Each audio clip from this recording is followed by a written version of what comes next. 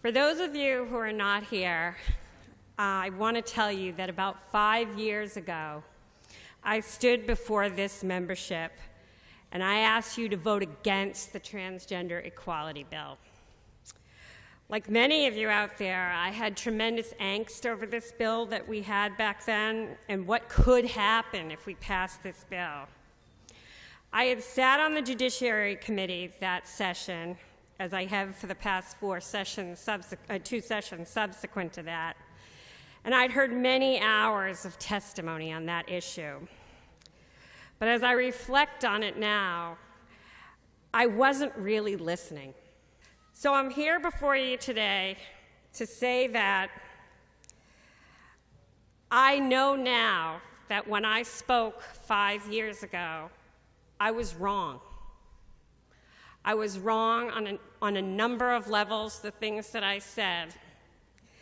And I know that people will feel that they can't say they're wrong because we live in such a media-driven political society.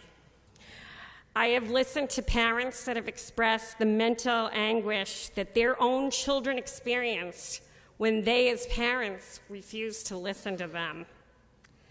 And I've sadly listened to parents who have lost their children to suicide. And those parents have begged us to enact this law so that other parents may be spared that same grief. Their arguments in opposition to the bill are actually rooted in what could happen, not what has happened. Because I oppose this bill, as I said, I'm well aware of the arguments made against it because I made them. I made them myself. But I also now know why these arguments are wrong. One of the biggest arguments that people will put forth is there's no need. There's no need, that this is already taken care of by our MCAD. 4 years ago, the commissioner of the MCAD testified that he cannot prosecute these cases under gender identity discrimination the way that the law is written, with the exception of employment, because we had accepted that in the prior bill. The fact that cases have been submitted to the MCAD and the fact that maybe cases have gotten past the probable cause level, that there's something there, but there's no adjudication that they have been discriminated against or not discriminated against. There has been not one single adjudication to that effect in the MCAD to date. There have been cases that have been brought for gender discrimination, sex discrimination, but not gender identity. And any that have even appeared to somewhat approach that level, if they have been dismissed, it's by stipulation of the parties in an out-of-court settlement.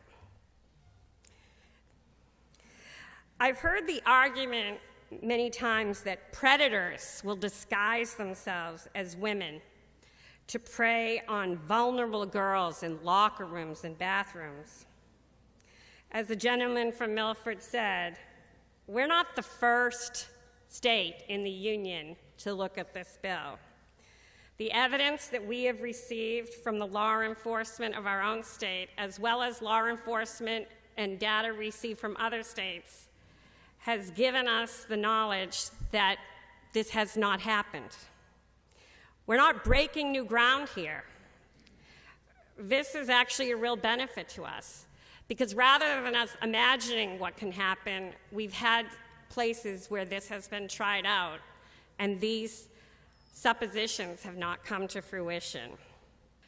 Those of you who don't recall the Colleen Ritzer case, she was in her school, she was a teacher, and after school, one of the students went into the ladies' room and killed her. Presumably, she was in a school where transgender protection was actually already afforded. But I think the fact of the matter is, sadly, people with malicious intentions are going to carry out their plans without the necessity of cover from this bill or any other bill. We're all nervous. This is likely the most difficult and yet the most important vote of this session. Not everyone is going to be happy with you, no matter which way you come down on this issue. but I believe we must have the courage to do what we believe is right.